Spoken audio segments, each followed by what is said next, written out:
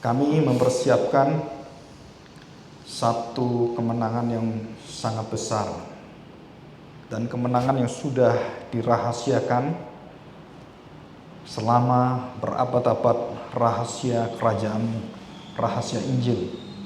Dan dari keturunan demi keturunan, dari suku bangsa kepada suku bangsa, kami menikmati bahwa kami sudah mendapatkan anugerah, mendapatkan satu iman, sehingga bisa datang kepada Kristus, mendapatkan satu tarikan dari hati Bapa yang penuh dengan kemurahan, sehingga kami bisa menerima berkat yang berlimpah, mulai dari janji keselamatan, penggenapannya, sampai pemuliaan di dalam kehidupan kami mendatang.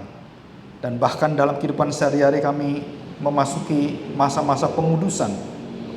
Dan pada puncaknya kami akan melihat masa penghakiman dan pemisahan dari Tuhan di akhir zaman nanti. Tuhan jadikan kami orang-orang yang sungguh-sungguh memiliki hati yang siap untuk melihat bahwa kami akan diperhadapkan ke wajah Tuhan, diperhadapkan kepada satu pengadilan kekal ilahi di takhta yang putih itu, dan kami akan mendapatkan pembela yang agung, yaitu Yesus Kristus yang mati di kayu salib, mau menderita, mau membagikan tubuhnya dipecahkan, dan mau membangun kembali kami semua orang-orang yang percaya di dalam Dia, dan membangun seluruh kehidupan manusia yang baru, kemanusiaan yang baru, yang hidup bersama-sama dengan Bapa, Anak, dan Roh Kudus selama-lamanya di dalam alam kekekalan. Tuhan, kami bersyukur karena hari ini kami akan mempelajari siapakah Engkau sebenarnya menurut Rasul Yohanes dalam Injil Kitab Yohanes. Bawalah hati kami dan berikan kami pengetahuan yang kekal itu, sehingga kami bisa merasakan ketakjuban, kekaguman Yohanes kepada Engkau di dalam tulisan-tulisannya yang begitu dalam, yang sangat kuat sekali. Hidup yang berpusatkan kepada pemberitaan Injil Yesus Kristus.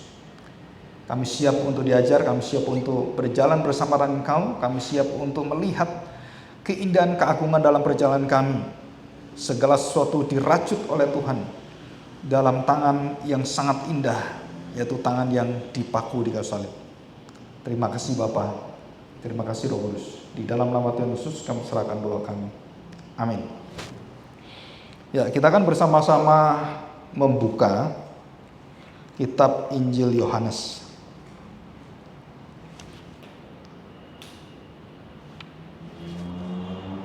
Pasal pertama, ayat yang pertama sampai dengan ayat yang ketiga.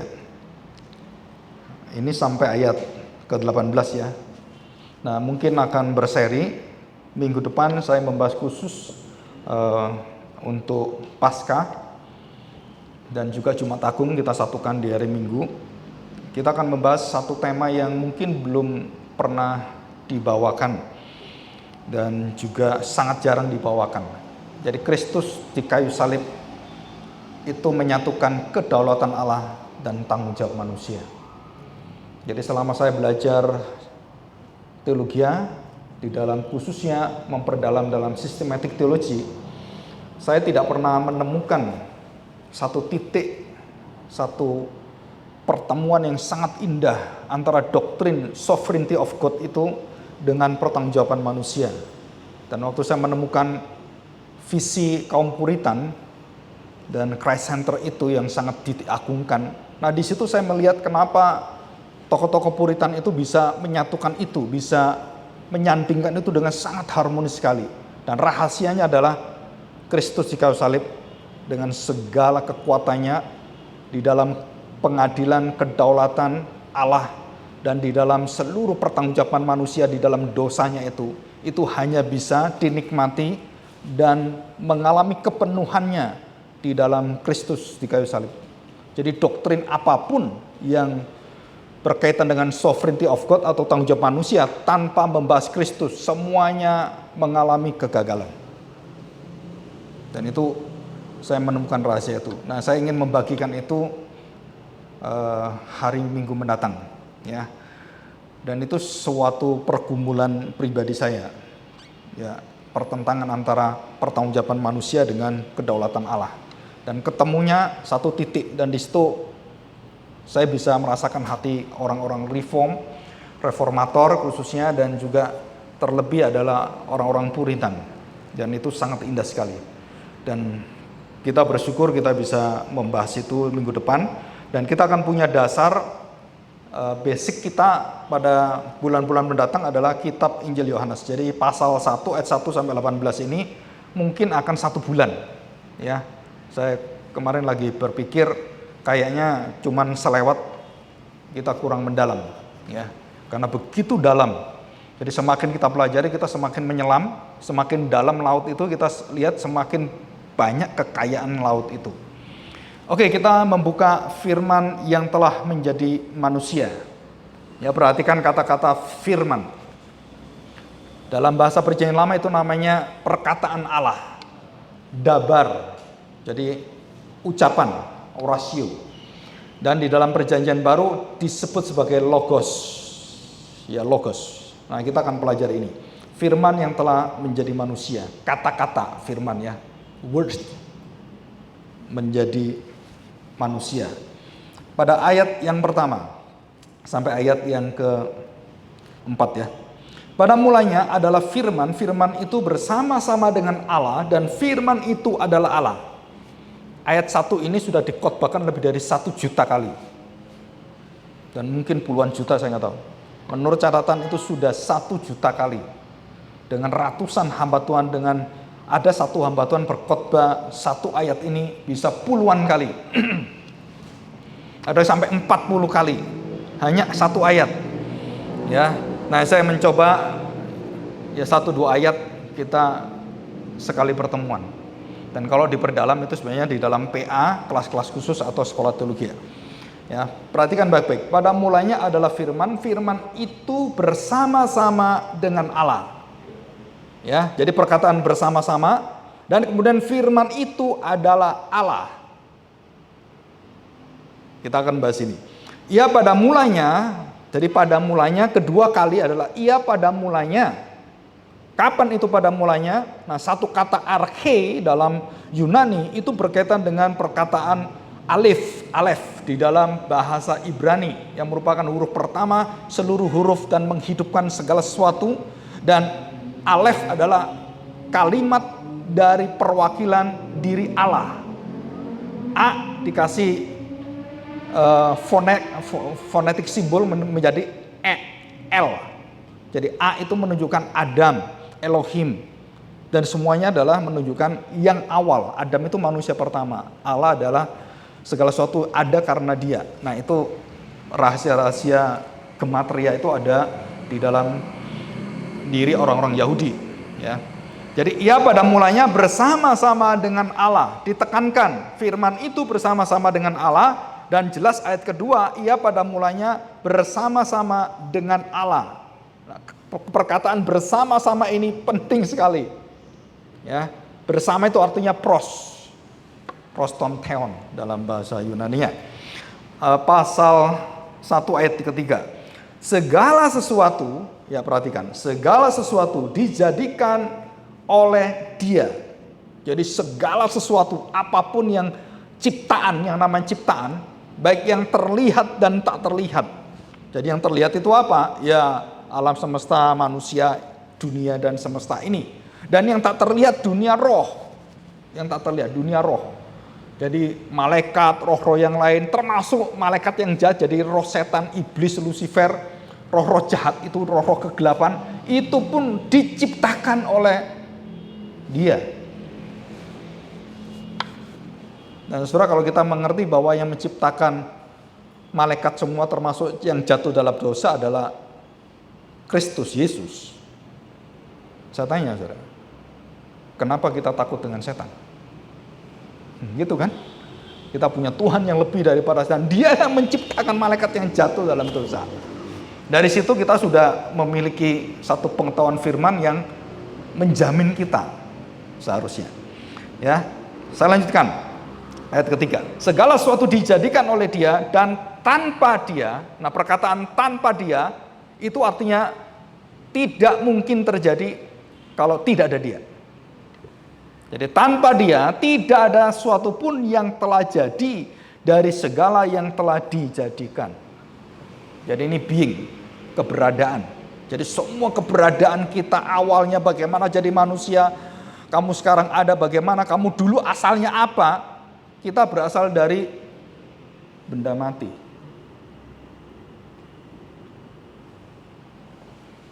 Tubuh kita Adam dan Hawa dari benda mati. Benda mati yang diberi roh Allah dan bergerak menjadi roh manusia. Dan setiap kelahiran itu diberi oleh Tuhan rohnya.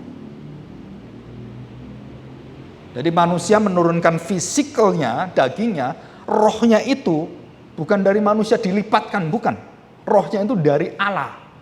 Jadi setiap manusia adalah diciptakan oleh Allah melalui Adam dan Hawa keturunan. Dan kita memiliki identitas orang tua kita, gen-gen orang tua kita. Maka kalau gennya jahat, gennya banyak penyakit, ya kamu gennya banyak penyakit. Gitu. Ya, itu adalah satu gambaran yang umum, yang secara luas bisa dipelajari. Ya, ayat yang keempat, di dalam dia atau dalam dia ada hidup dan hidup itu adalah terang manusia. Ya. Oke, kita akan membahas ini. Perhatikan untuk tujuan Yohanes menuliskan kitab Injil ini. Ya. Kita akan melihat pasal 20, ya pasal 20, ayat 30 dan 31. Perhatikan saudara. Maksudnya Injil ini dicatat, dan ini mewakili seluruh Injil yang lain, Matius, Markus, Lukas, dan Yohanes. Dan sebenarnya tujuan Injil Yohanes dan juga tujuan Injil seluruh Injil itu juga merupakan tujuan dari seluruh perjanjian baru. Suratan-suratan Rasul Paulus termasuk kitab Wahyu pun tujuannya sama. Dan bukan hanya perjanjian baru, dari kitab Kejadian sampai kitab Maliaki tujuannya sama. Adalah memperkenalkan Sang Mesias. Jadi dari perjanjian lama kita berpikir yang menyelamatkan mereka siapa? Yesus belum ada, belum jadi manusia. Terus siapa yang menyelamatkan? Tetap Yesus, tetap Mesias. Dalam imannya menuju ke depan.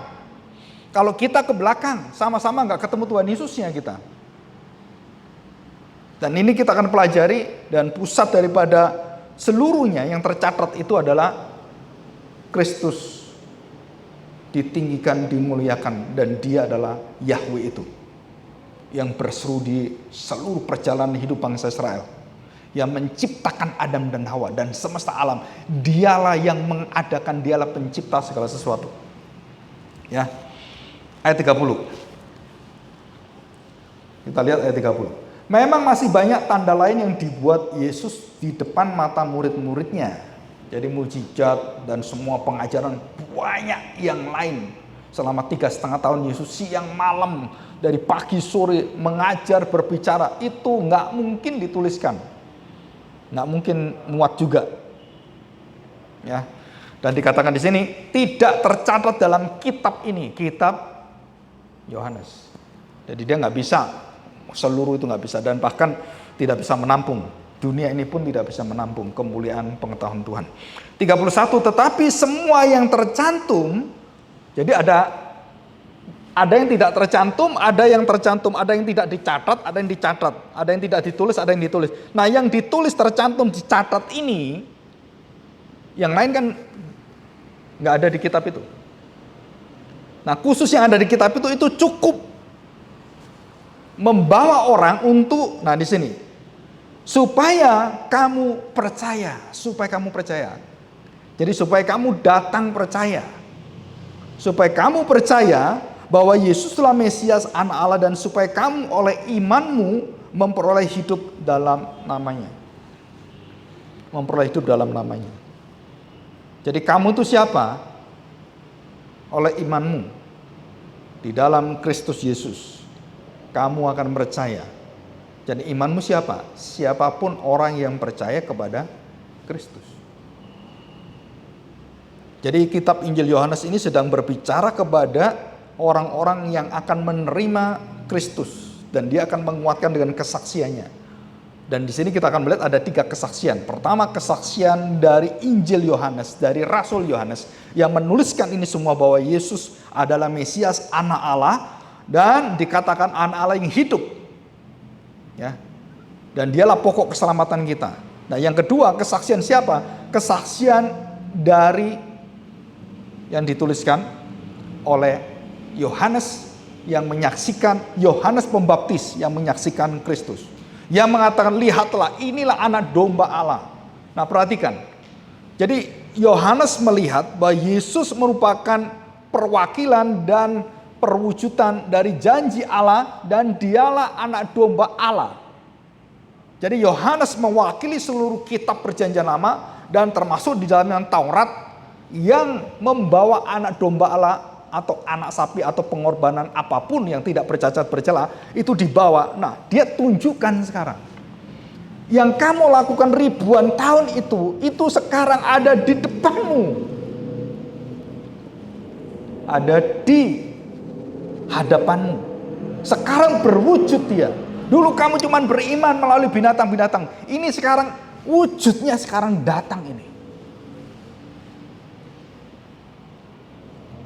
Nah, saudara, kesaksian Yohanes ini menunjukkan kalimat-kalimat yang sangat unik sekali. Saudara perhatikan, anak domba Allah menunjukkan sistem daripada ritual keimaman. Dan dia mengatakan dialah yang disebut sebagai nabi, imam, dan raja. Dan itu dijelaskan dalam Injil Yohanes, Yesus adalah nabi, imam, dan raja. Dengarkanlah dia, imam, nabi. Dia akan dipersembahkan seorang imam besar, dan dia adalah yang dipersembahkan juga. Jadi imam mempersembahkan, imam besar mempersembahkan bukan dirinya, anak domba. Yesus mempersembahkan dirinya, yaitu anak domba. Jadi keimaman Kristus adalah, saudara, ini yang unik sekali. Keimamatan atau keimaman Kristus adalah merupakan juga anak domba. Maksudnya apa? Jadi imam adalah jemaat. Jemaat yang adalah imam. Jadi di dalam kerajaan surga tidak ada lagi jemaat, semua imamat rajani. Jadi di surga jangan cari jemaat. Kita semua imam semua. Dan kalimat daripada nubuatan Zakaria dan semuanya, bahwa sekarang nanti tidak ada lagi orang-orang yang diajar dengan siapapun, mengajar siapapun. Jadi di surga nggak perlu kamu ngajar PA lagi, nggak ada. Di surga nggak ada PA. Pemuritan nggak ada. Penginjilan nggak ada. Kenapa? Sudah nggak ada orang berdosa sudah masuk neraka semua. Yang ada apa? Persekutuan keimaman tan rajani. Umat pilihan Allah yang kudus. Itu rahasianya sangat besar sekali. Ya. Oke, kita lihat kesaksian yang ketiga, yaitu Kristus sebagai Mesias yang diterima oleh Andreas, Petrus, Filipus, dan Nathanael. Saudara bisa baca pasal 1 ayat yang ke-38 sampai terakhir. Itu ada di situ. Jadi sampai, coba kita lihat ya, pasal 1 kita lihat supaya kita tahu jelas ini. Ya. Perhatikan baik-baik. Yang dikatakan ada satu kunci yang luar biasa. Ayat 45. Nah, saudara, kenapa saya katakan bahwa seluruh kitab, dari kitab per kitab, baik perjanjian lama, perjanjian baru, seluruhnya itu harus ditafsirkan di dalam pengertian inkarnasi Allah. Dalam Kristus yang jadi daging, yang mewujudkan semua kepenuhan pengetahuan Allah sejati itu. Jadi kalau tanpa Kristus, kamu tidak akan bisa mengerti kitab Kejadian. Kamu hanya tahu ceritanya orang-orang Israel, orang Yahudi semuanya, dan tidak pernah menyelamatkan kamu. Persis seperti bangsa Israel. Karena bangsa Israel tidak mengakui Kristus. Israel yang tidak mengakui Kristus itu adalah bangsa yang akan dibinasakan Tuhan. Dan tidak ada pilihan yang lain. Siapapun yang tidak percaya Kristus, kamu mau keturunan Abraham secara daging sunat semua, binasa semua. Jadi tidak ada satupun hak istimewa lagi. Dan itu yang mengatakan siapa? Yesus sendiri. Karena tanpa aku kamu tidak akan datang kepada Bapa. Mau pakai Taurat, Musa nggak akan mengantar kamu datang kepada Bapa. Hanya aku. Nah ini kalimatnya. Coba kita lihat. Ya. Filipus bertemu dengan Nathanael. Kalau ada LL itu artinya Allah. Ya, sahabat Allah, Nathanael. Dan berkata kepadanya, kami telah menemukan dia. Nah, siapa dia? Itu sesuai dengan nubuatan nabi-nabi. Kami menemukan dia. Dia siapa? Yang dia omong oleh nabi-nabi itu loh. Yang disebut oleh Musa. Jadi Musa pernah nyebut Yesus enggak? Banyak orang berdebat dengan saya. Abraham nggak tahu Injil, Bapak ini ngawur khotbah. Musa nggak pernah lihat Tuhan Yesus, nggak pernah. Salah kamu. Abraham mengerti, tahu Injil. Ada ayatnya semua. Ya. Dan di sini kita lihat yang disebut oleh Musa. Jadi Musa sudah tahu Mesias belum? Kalau nggak tahu ngapain dia ngomong, nanti ada nabi yang kamu harus dengarkan dia, melebihi dari saya kenabiannya. Dan kalau tidak mendengarkan dia, binasa kamu. Itu Musa sendiri ngomong. Kamu nggak dengar saya, belum tentu binasa. Tapi dia, kalau kamu nggak dengar, binasa kamu. Nggak ada ampun kamu katanya. Ya, saya ulangi, kata Nathanael kepadanya, ya. Kami telah menemukan dia yang disebut oleh Musa dalam kitab Taurat dan para nabi, mewakili seluruh perjanjian lama, yaitu Yesus. Siapa? Anak Yusuf dari Nazaret. Saudara lihat di sini, dari pembukaan kitab pun hati Yohanes jelas sekali mengatakan bahwa kamu akan saya beritakan siapakah Yesus. Dia dari segala keturunan yang dibicarakan oleh Musa, dibicarakan oleh Adam, dibicarakan oleh Abraham, dibicarakan oleh semua orang-orang termasuk nabi-nabi semua. Semuanya menunjuk kepada dia, menyaksikan dia. Dan dialah yang dirindukan oleh semua umat manusia, bangsa Israel dan orang-orang berdosa. Saudara, ini adalah satu aklamasi, satu proklamasi. Saya bersyukur kita bisa mempelajari khotbah di bukit. Kita bersyukur bisa mempelajari perkataan Yesus dari awal. Di dalam satu gereja yang sudah ditinggalkan semuanya. Dan berapa ribu dan berapa juta gereja. Siapa yang memberitakan dengan setia apa yang diberitakan oleh Kristus. Karena patron kita, teladan kita adalah Kristus.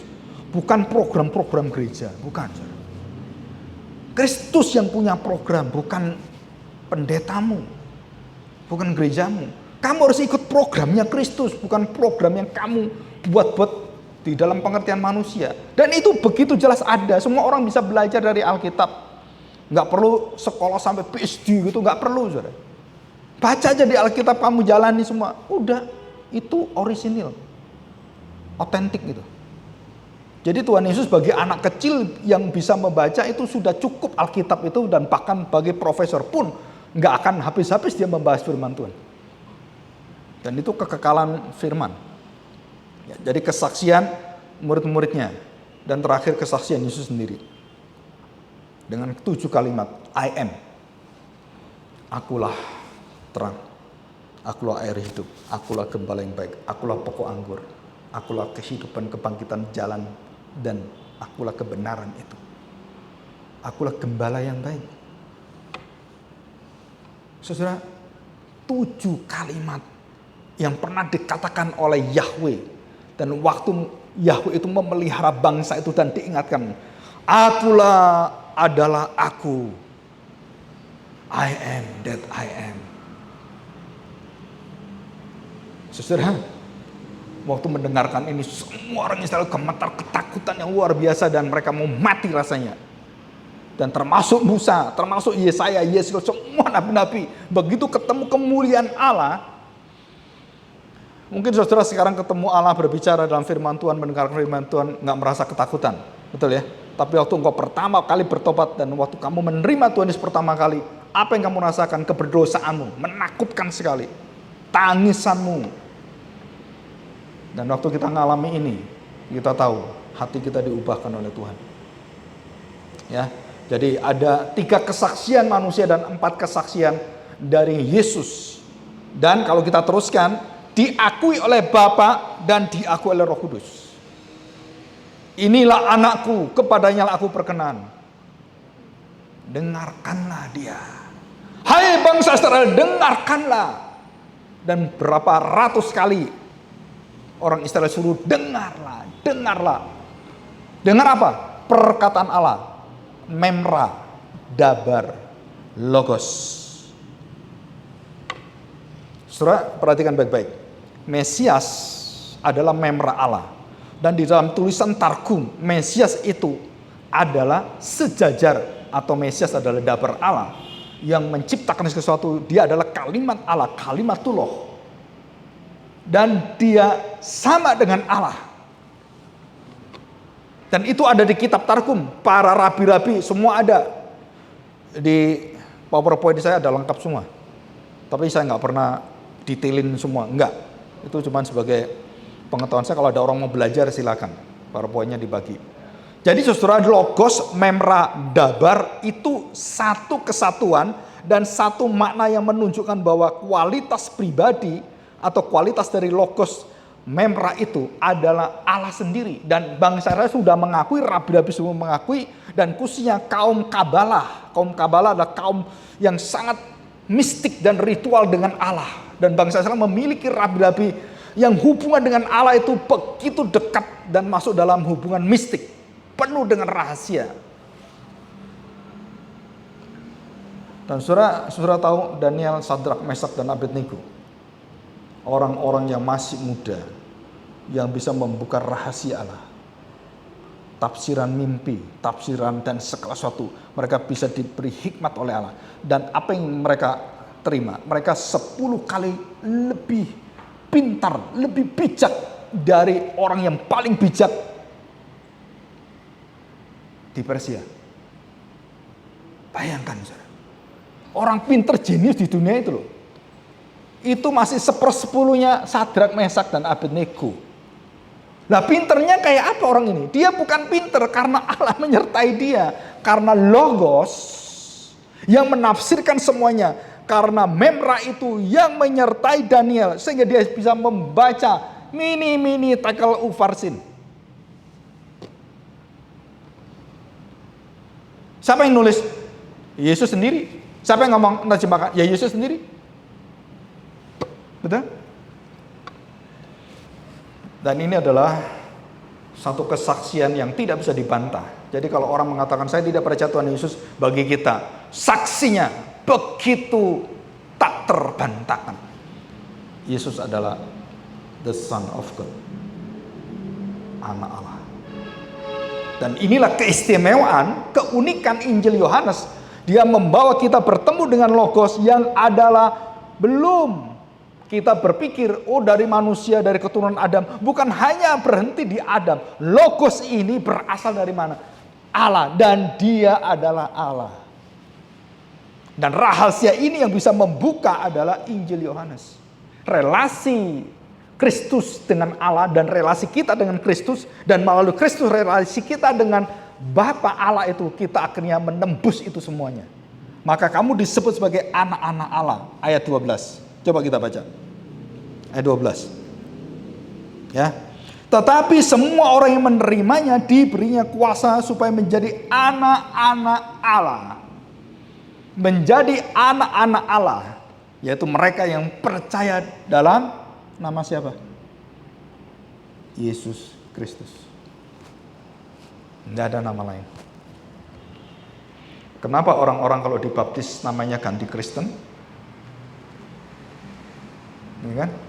Maka banyak namanya Yohanes jadi bajingan. Karena tradisi, nggak ngerti maknanya, nggak ngerti hidupnya bagaimana. Yohanes kamu dengan Yohanes yang ada di Alkitab jauh beda. Jadi orang bisa melakukan hal seperti itu disebut sebagai anak Allah, tetapi percaya dalam namanya enggak. Arti percaya dalam namanya itu mau hidup di dalam seluruh hidup namanya, hidup Kristus. Ya. Oke, kita akan masuk. Nah, saudara, ini kita belajar tentang keilahian Kristus. Ayat pertama. Ya, ayat pertama. Pada mulanya adalah firman. Firman itu bersama-sama dengan Allah, dan firman itu adalah Allah. Ya, kita belajar pada mulanya. Kita belajar masuk dalam konsep surgawi. Konsep yang tidak ada batasan waktu, tempat, hari, bulan, tahun, jam, dan seluruh yang berkaitan dengan hitungan manusia. Jadi waktu dikatakan oleh Yohanes menuliskan an arche ho an logos, dia bukan mengatakan Yesus pada mulanya terhadap hitungan manusia, bukan. Mulanya adalah yang tidak ada awalnya. Dialah yang mengawali semua, dia yang mengakhiri semua. Dia adalah alfa, dia adalah omega. Dikatakan an arche itu artinya adalah yang awal. Telos itu yang akhir. Arche dan telos, protos eskatos, alfa dan omega. Dan Tuhan Yesus dituliskan dalam kitab Yohanes melalui Rasul Yohanes pada waktu pasal 21 dengan lengkap alfa omega, arche, telos, protos eskatos. Itu hanya Yohanes yang tuliskan itu. Jadi dari segala 3 lapisan pengetahuan manusia yang nampak dan tidak nampak, segala rancangan manusia, segala yang kelihatan dan tidak kelihatan, dia adalah yang awal dan yang akhir, dia yang alfa dan omega. Jadi artinya arche itu adalah bukan waktu kita sejak 0 tahun. Enggak ada. 0 tahun itu enggak ada. Sejak kapan? Ya sejak semuanya belum ada. Apa artinya sejak itu? Kekal. Jadi pada mulanya itu artinya ada sejak kekal. Bisa nangkep ini. Jadi sejak kekal. Nah, karena kalimat pada mulanya ya, jadi Yesus ada mulanya. Itu salah besar. Itu pengertian dari saksi Yehova. Pada mulanya itu ada awalnya. Oh, Yesus berawal. Nah, berarti dia ciptakan Tuhan. Bukan. Pada mulanya adalah firman. Kapan itu firman dan kekekalan? Nah, kita belum diberitahu. Firman itu bersama-sama dengan Allah. Jadi ada berapa pribadi diceritakan di sini? 2. Firman bersama-sama dengan Allah. Betul kan? Firman bersama-sama dengan Allah. Kita akan belajar kalimat bersama-sama dengan Allah. Dan firman itu adalah Allah. Loh, kok bingung saya, Pak? Firman bersama-sama dengan Allah. Kan 2 pribadi. Dan kemudian kata firman itu adalah Allah. Loh, firman itu juga Allah juga. Iya. Nah, saudara perhatikan baik-baik. Waktu Yohanes menuliskan ini, dia jelas tahu ada 2 pribadi yang sedang dikaitkan. Dan ada kesamaan dari 2 pribadi yang sedang juga dikaitkan. Ada perbedaannya, ada kesamaan. Nah, firman itu adalah Allah. Tapi firman itu bersama dengan Allah. Jadi secara bersama-sama itu berbeda. Tapi secara esensi, firman itu ya Allah. Saudara, kita belajar sedikit tentang seluruh firman Tuhan. Allah adalah kasih. Betul? Betul ya? Kita nggak bisa membalik ini. Kasih adalah Allah. Boleh nggak? Nggak boleh. Nah, kita akan melihat Allah adalah kasih. Dikatakan di sini firman adalah Allah. Betul?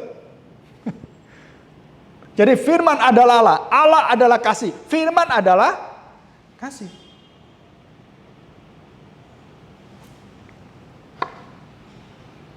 Jadi firman yang mewujudkan, yang menggenapkan seluruh hati Allah yang akan mengasihi manusia. Ya ini loh logos ini. Nah, ini diceritakan oleh Yohanes. Aku ingin menceritakan pada engkau sekarang, seluruh orang yang akan mendengarkan kesaksianku. Aku akan menyatakan Yahweh yang menjadi manusia. yang menyatakan firman-Nya dan langsung menyatakan tindakannya di dalam kasih, dan Dia adalah kasih. Allah adalah kasih, firman itu adalah kasih, Kristus adalah kasih, Logos adalah kasih. Saudara, di dalam pengertian Yunani, Logos dan agape atau eros dan semuanya storge philia tidak pernah bisa menyatu, karena Logos dan semuanya. Logos dengan cinta yang diterjemahkan 4 bahasa Yunani itu tidak berkaitan. Tapi Alkitab mengatakan, enggak, Logos kita adalah Logos yang diucapkan di pikiran, di hati sama. Nah, saudara, itu Logos endiotatetos dan Logos prophorikos itu sama. Jadi begini, saudara, saya berpikir, terus saya bertindak. Saudara belajar ini ya, saya berpikir, saya bertindak. Saya itu sebenarnya kepingin mengharapkan yang baik, kenapa tindakan saya kok salah? Dan banyak manusia seperti itu. Saya kepingin mengasihi, kok saya jadi salah seperti ini? Jadi antara ucapan dengan pikiran itu nggak sinkron dalam perbuatan kemunafikan. Banyak orang yang tahu tentang kejahatan, tapi tidak membuat orang berhenti melakukan kejahatan. Semua koruptor tahu itu korupsi. Kenapa dia lakukan korupsi? Dia melawan pengetahuan sendiri, dia melawan hati nurani sendiri, dia ikut akan nafsu dagingnya. Bukan mengikut pengetahuan yang benar, bukan mengikut hati nurani yang benar. Hati nurani dituliskan oleh Paulus selalu benar, menunjuk dan menuduh engkau. Sama seperti Taurat terus menunjuk dosamu. Nurani terus menunjuk dosamu. Moralitas menunjukkan kelemahan manusia itu siapa. Tetapi orang tahu, tapi nggak bisa melakukan. Jadi saudara perhatikan, dosa itu melumpuhkan dan membuat kamu impossible to do the righteousness. Jadi dosa itu, kamu tahu, kamu ngerti hatimu, seluruh tindakanmu menyimpang dari hal itu semua. Karena dagingmu dicengkram oleh dosa. Dan Logos inilah yang akan membuka rahasia itu. Jadi kalau kamu menerima Logos, kamu menerima pribadi Allah. Yang akan mensinkronkan ucapanmu, pikiranmu, hatimu seperti Allah. Tindakanmu akan membuahkan seperti Allah. Saudara, ini sebenarnya harusnya orang percaya, orang Kristen waktu melihat kebenaran kesaksian Yohanes, artinya apa yang ada dalam diri Yesus itu akan bersinar dalam dirimu. Apa yang ada di dalam keinginan Yesus menjadi keinginanmu, dan apa yang menjadi pikiran Yesus menjadi pikiranmu, dan akan membersihkan pikiranmu dan akan mensyalomkan antara mulutmu, hatimu, tindakanmu itu shalom dengan firman Tuhan, dengan Kristus. Jadi Tuhan Yesus menyatakan ini begitu jelas. Manusia, anak, tidak berkata-kata dari dirinya sendiri, tapi dari siapa? Bapa. Anak tidak berbuat semaunya sendiri, tetapi apa yang ingin Bapa perbuat. Anak tidak punya rencana, mau rencana sendiri, tapi rencana Bapa. Jadi saudara, mulai dari gerakan hati Yesus sebagai manusia, pikiran Yesus, dan jalannya Kristus, semua itu adalah jalan Bapa. Apa yang kamu lihat di saya, kamu lihat Bapa. Arti bersama-sama artinya adalah selalu berkaitan, tidak pernah terpisahkan. Jadi apa yang saya katakan, ya Bapak katakan. Jangan khawatir kamu. Bersama-sama itu artinya identik. Bukan setali tiga uang. Tetapi sama dalam esensi seluruh hidupnya. Kerinduan kekudusannya, kerinduan keadilannya, kerinduan kebenaran dan semuanya. Jadi kalau kita melihat, kamu ingin kenal Bapak, tolong tunjukkan Bapak kepada kami, cukup bagi kami. Nggak mungkin. Kenapa? Kamu nggak akan bisa kenal Bapak. Kalau tidak kenal saya, kamu tidak kenal Bapak. Orang kalau kenal saya, kenal Bapak. Karena Bapak dan aku adalah satu. Nah, istilah bersama-sama adalah satu kesatuan. Yang tidak terpisahkan, yang tidak terhindarkan, yang tidak bisa dicerai-beraikan. Jadi hubungan anak logos dengan Allah di dalam keilahian itu tidak pernah berpisah. Bahkan sampai dia menjerit, Eli, Eli lama sabachthani. Dia tidak berpisah secara keilahian. Dari kalimat yang kita pelajari, bersama-sama dengan Allah sejak kekal. Tapi karena menjadi manusia, dalam diri manusia dia taat, dia kemudian melepaskan dalam dagingnya itu, dia kemudian menyerahkan semuanya. Saudara, keilahian Kristus itu tidak bisa dilawan oleh siapapun. Tapi manusianya bisa ditempeleng, bisa diludahi, bisa digebukin, bisa semuanya. Tapi ilahi, jangan kamu tempeleng, dekat aja mati kamu. Musa mendekati kemuliaan Allah. Musa, lepaskan sandalmu. Kalau tidak, matilah kamu. Saudara perhatikan. Jadi kalau kita melihat, Yohanes sedang ingin memaparkan pada kita, menjelaskan supaya kita memahami Yesus itu Allah sendiri. Kamu harus tahu ini. Dia bukan hanya pembuat mujizat yang kamu lihat, bukan. Dia adalah Yahweh sendiri. Kamu kalau mengenal dia, kamu pasti akan mengenal hidup yang kekal itu. Jadi bersama-sama artinya apa? Bapa dan Anak dan Roh Kudus itu tidak pernah terpisahkan. Jadi waktu anak mati di dalam kesedihan penderitaan, Bapa juga menderita. Saudara dengar baik-baik. Dan Roh Kudus juga menderita. Jadi bukan hanya Kristus yang menderita, Bapa pun menderita. Dan Roh Kudus menderita. Waktu anak bisa mengalahkan kematian dan maut dari ikatan dosa, dosa yang tidak bisa dilawan oleh manusia dari turunan ribuan tahun, kutukan Allah itu, akhirnya dia bisa lawan itu. Dan siapa yang bisa membangkitkan kematian dosa itu? Yesus, Bapa dan Roh Kudus. Jadi yang membangkitkan Yesus itu bukan hanya dirinya, Bapa bangkitkan dia. Galatia 1, pasal 1 ayat 1. Bapa membangkitkan anak. Dan anak bangkit sendiri, aku memberikan nyawaku, aku mencabut nyawaku. Itu anak, karena dia yang menciptakan segala sesuatu. Dan Roh Kudus dalam Roma pasal 8 dikatakan bahwa Roh itu akhirnya membangkitkan anak juga.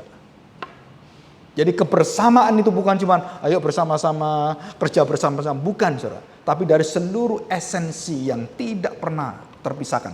Jadi anak menyerahkan kepada Bapa menciptakan. Bapa juga menciptakan melalui anak dalam keilahian yang tidak terpisahkan. Jadi menebus, Bapa juga menebus. Roh Kudus juga menebus. Itu arti bersama-sama. Dan pengetahuan yang seperti ini di dalam teologi sistematika, saudara, itu dilepaskan dari konteks ayat yang kita pelajari. Maka sayang sekali orang-orang di dalam pengertian sistematik dan banyak orang reform di Indonesia yang memiliki pengetahuan teologi tetapi tidak memiliki ikatan hati dengan firman yang kekal. Mereka cuma di otak semua.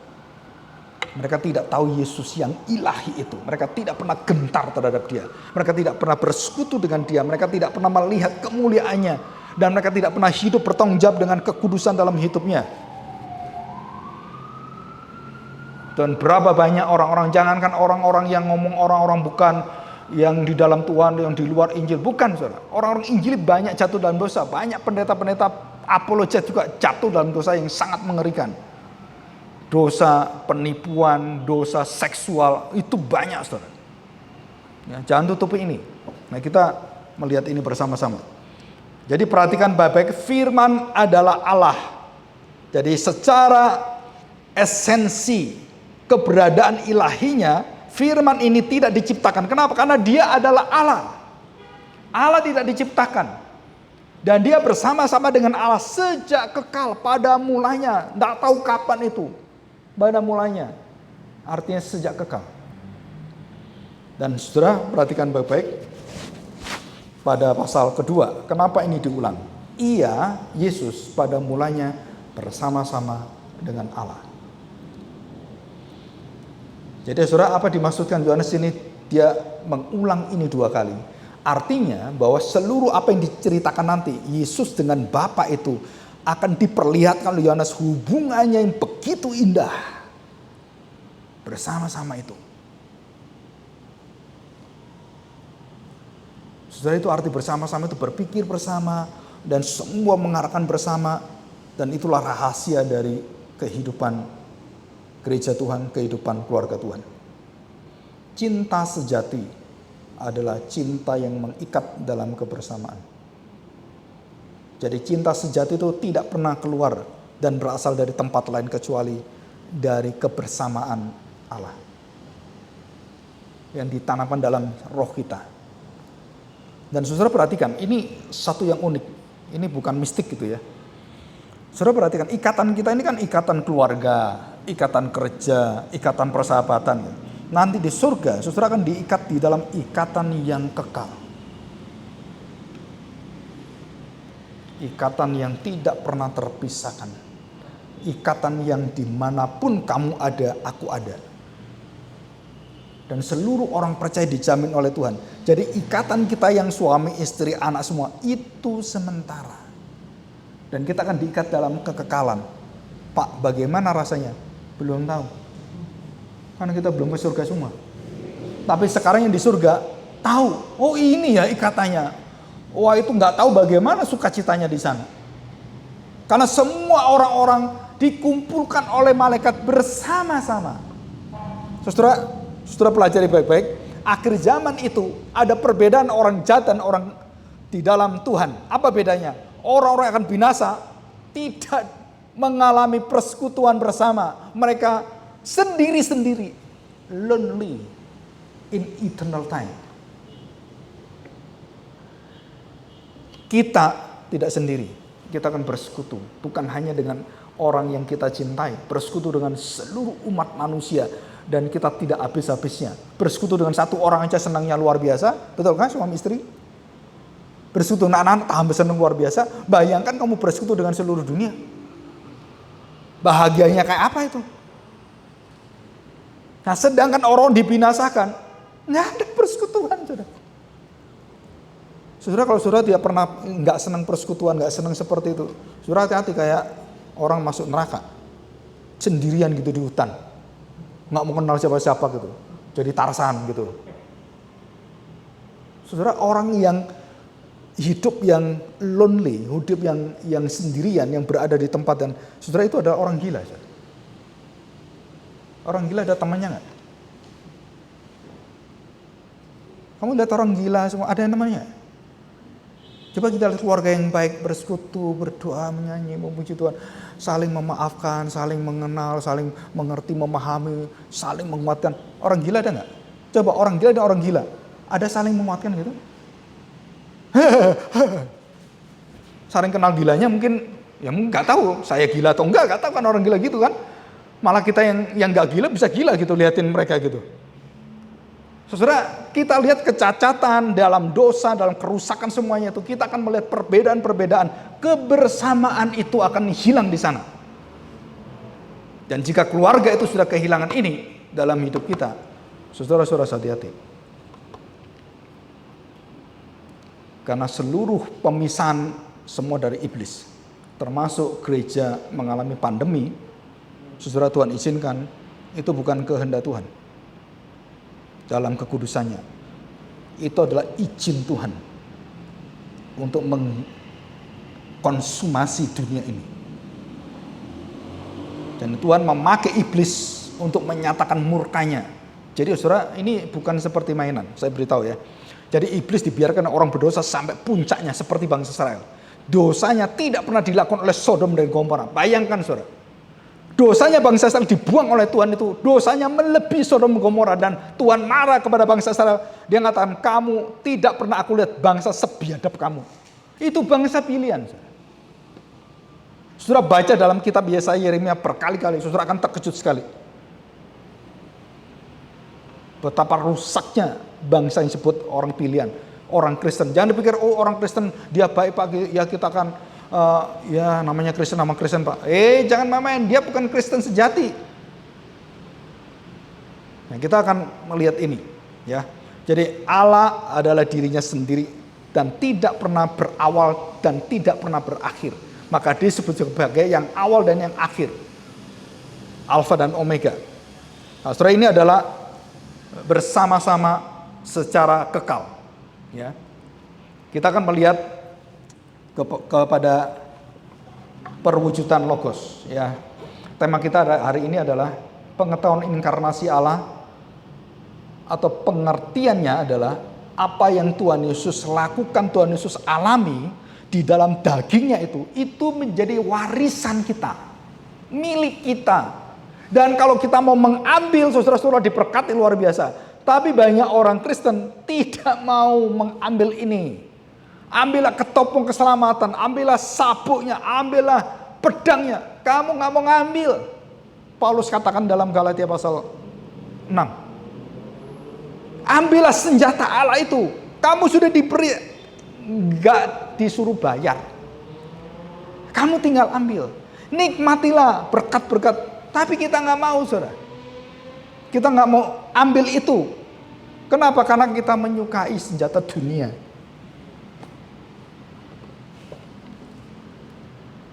Jadi kita tinggal dirobohkan aja. Bangsa Israel itu kurang ajar sekali. Menghina Tuhan dengan apa? Kerjasama dengan bangsa Babilonia. Kerjasama dengan Kastim, kerjasama dengan bangsa-bangsa seperti orang-orang Assyria, Media dan semuanya. Merasa apa? Oh, ini lebih kuat ini. Wah, waduh, kok rasanya saya mau diserang ini. Siapa yang bisa menjadi sandaran saya? Oh, Mesir. Ayo kita ke Mesir. Ayo kita mau. Mesir, bantu saya. Kita akan kerjasama. Kenapa? Kita akan perangi dia. Itu bangsa saya. Jadi artinya menghina Allah. Mereka lupa kepada Allah. Mereka melihat kuasa yang lebih besar dari Allah. Kok aneh? Kamu gak melihat kuasa aku bagaimana? Aku membelah laut. Tuhan marah itu pada bangsa Israel. Memelihara kamu 40 tahun dengan makanan, minuman, dan semuanya. Kok kamu kepada bangsa Mesir meminta tolong pada mereka? Memang aku siapa? Dasar lo. Gitu kan? Bangsa yang kurang ajar lo. Maka Tuhan saking marahnya, dia mendatangkan api dan hukuman yang tidak pernah ada dialami bangsa apapun. Saudara baca semuanya. Pada masa 70 tahun pembuangan, bangsa Israel mengalami satu kebiadaban, satu hukuman Tuhan yang tidak pernah diterima oleh Sodom dan Gomora. Sampai ada seorang ibu godok anaknya dan dimakan.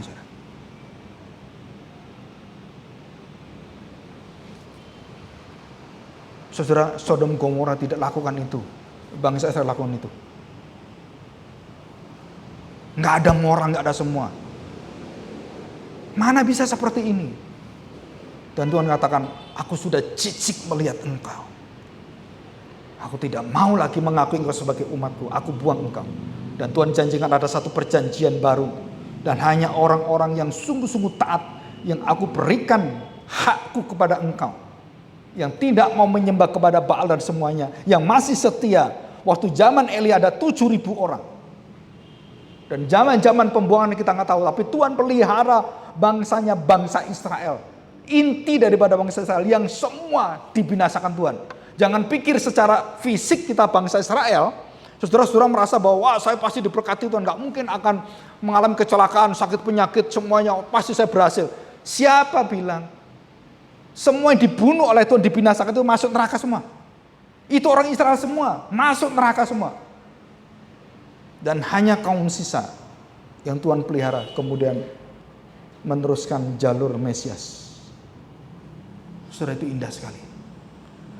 Tuhan tetap adil, tapi dia tetap penuh kasih dan dia menyediakan orang-orang yang setia taat bangsa Israel yang khusus, yang kecil, yang sangat sedikit itu. Dan Tuhan tidak buang semuanya. Tapi bangsa Israel secara fisik dibinasakan Tuhan. Ya. Saudara, dan disitulah mereka melihat kekuatan inkarnasi daripada Kristus. Kita berdoa bersama-sama dan kita mohon pertolongan Tuhan. Minggu depan kita siapkan hati kita untuk masuk dalam perkenalan, penghayatan, pemahaman, dan menghidupi Kristus.